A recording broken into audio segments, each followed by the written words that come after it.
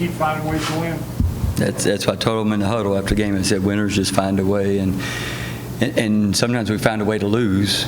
And we've had the absolute craziest box scores for this. I've never seen stuff like this. Like, you look down, at halftime we had 43 field goal attempts, and we're down 3.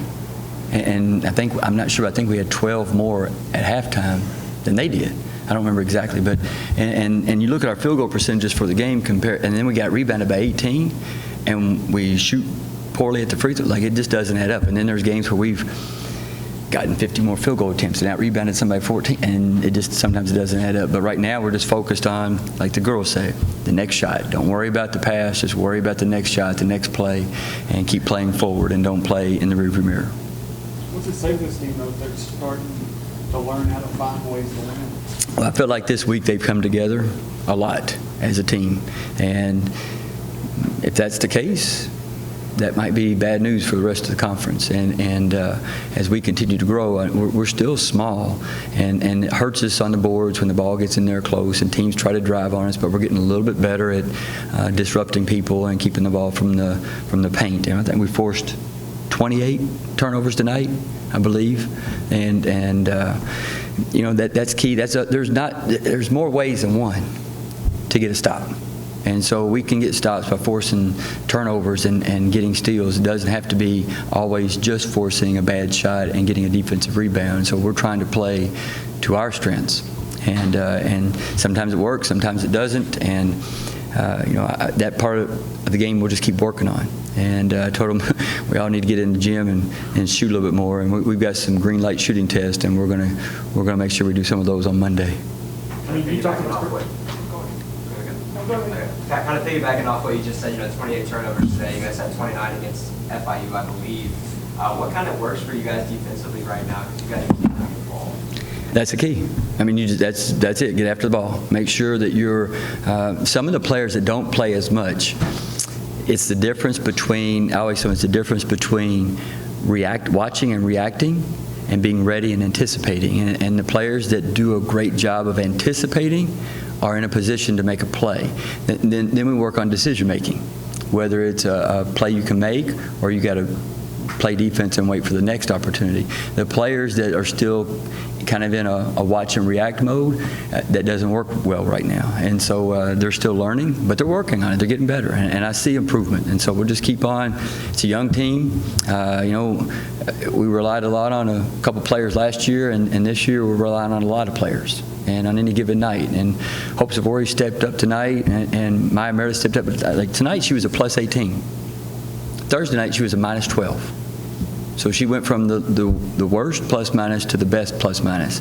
And as we continue to grow, we've just got to eliminate some of those mistakes on the other end and shoot the ball a little. If we shoot the ball a little bit better, we're going to be fine. When you talked about the crazy stats, what do you tell them at halftime when you outshot them by you're 3 of 22 from three-point range? What do you tell them about? We talk about trying to get the right shot, trying to get a good shot. The majority of those were good shots. We were rushed. We were sped up. We wanted to play fast, but we got sped up. We played in a hurry, and we talked about you've got to slow down to play fast, and we've got to slow down and be under control, and then the game will be faster. It'll be fast. But we got sped up and we got in a hurry, and a lot of our shots were rushed or not in rhythm or off balance, and so and then we didn't do a good job of getting to the free throw line. I don't know if it's our fault or the referee's fault, but I'll take 1% of it, and I'll give the referees 99% of it. But we've got to get better at drawing fouls when we attack the basket and getting to the free throw line, and not taking bad twos. I think the next 3 are on the road for you guys.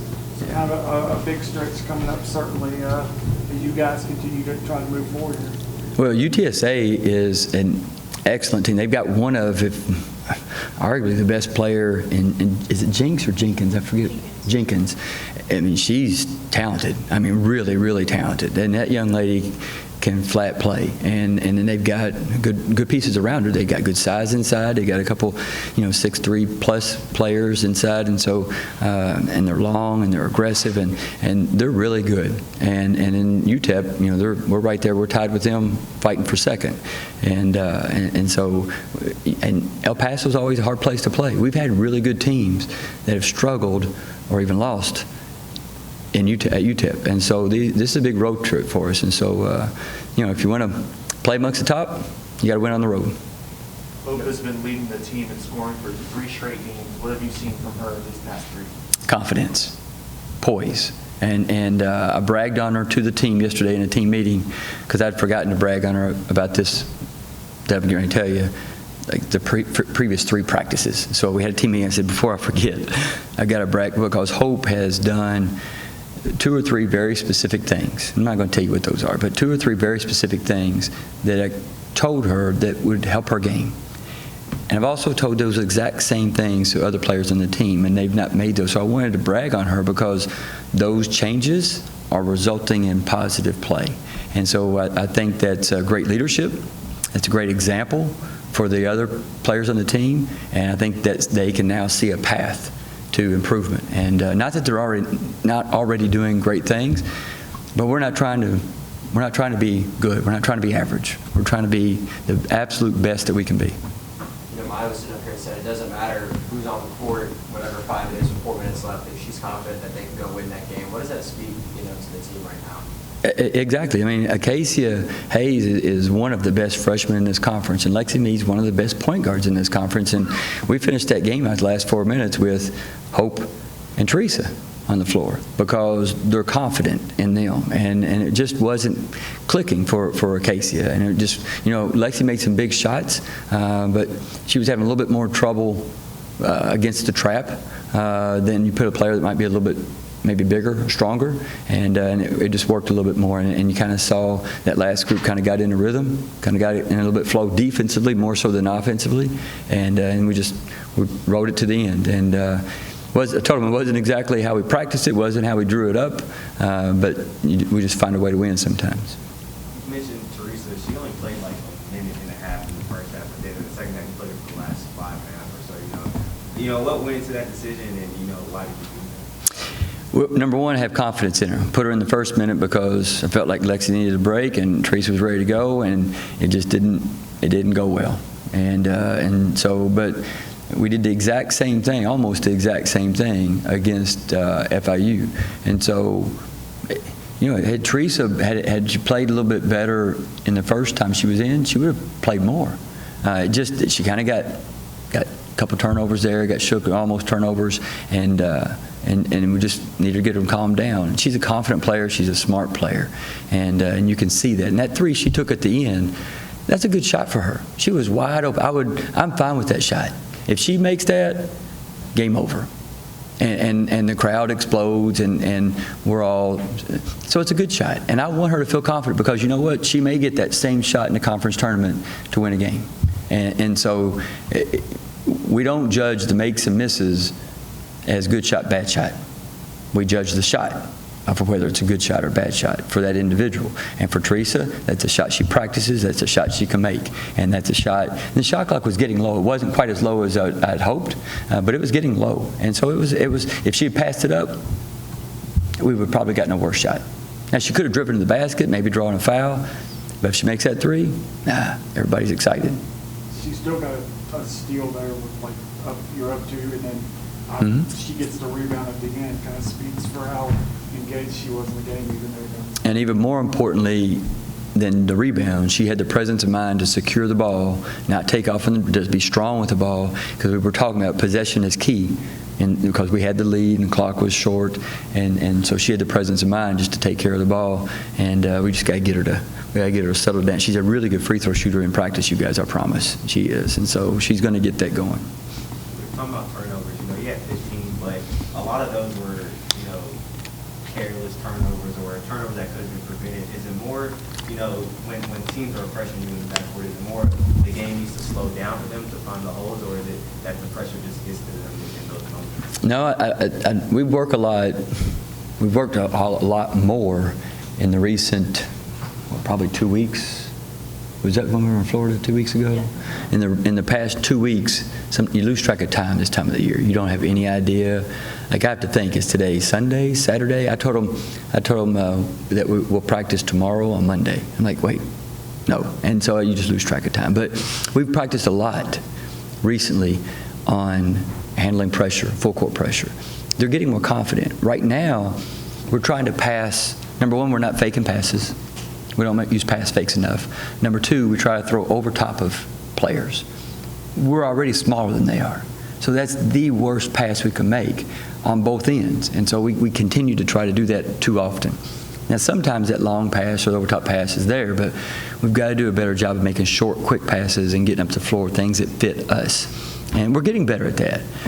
But then the third thing is, too often when we catch the ball, the pressure coming from behind the catch is stripping or tipping the ball, and we're not being, just like Teresa was really conscious about securing the rebound and being strong with the ball. Too often we're casual with the catch, and we're allowing maybe a defender to tip it loose, and we're losing possession that way. So we just got to be a little bit more focused or determined when we get catches and when we make passes. So we'll just keep working at it. That's all we can do. You had a rush start to the season in non-conference play, and then when conference play starts, now you're 8-3 in conference. You know, with about 9, 8 games left, you know, what is your assessment of the team so far? We're still not where we want to be. We're still trying to get there. And the first part of the season, we lost some games that we felt like we could win. But part of that was we relied heavily. I know I keep talking, but we relied heavily on 2 key players last year offensively, Miru and Maya. And Miru was playing professional ball, and Maya wasn't back. And so we were still trying to find our way. And as long as the game, at that point of the season, as long as the game was open, just say open, we were good.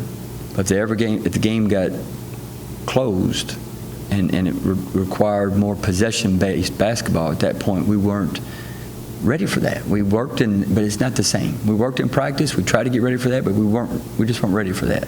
And we've gotten better at that. We've gotten better at understanding that. And we've got a lot of players that didn't play a lot last year that are playing a lot now. And so, now they're past the midway of the season. They've kind of got their legs under them. They're getting more confident. They're getting a little bit wiser, a little bit more savvy. And we're playing against it. Well, just like tonight. Zaf is a senior. Gaston, how to say her name right? 32. Gaston. Gaston. She's a senior. I know Hubbard's a freshman. Is Rosen? She didn't play tonight, but so we're playing. Every time we play teams, we're playing teams that have a lot of experience that they're bringing to the table. And so we're getting our experience right now. And I think that's the biggest difference between where we were at the beginning of the season and where we are now. We still make mistakes. We make fewer mistakes. We were averaging about a 24% turnover rate in the first part of the season. Now we're like tonight, we have 15, 16 turnovers. And it was a fairly high possession game. I don't know what the turnover rate is, but 15 is probably closer to the high teens or the low 20s on that turnover rate. And so we would like for that to get down a little bit more, but we're turning the ball over a whole lot less. So we're growing, we're learning. We're not there yet. Anything else? Thanks, guys. Appreciate y'all coming.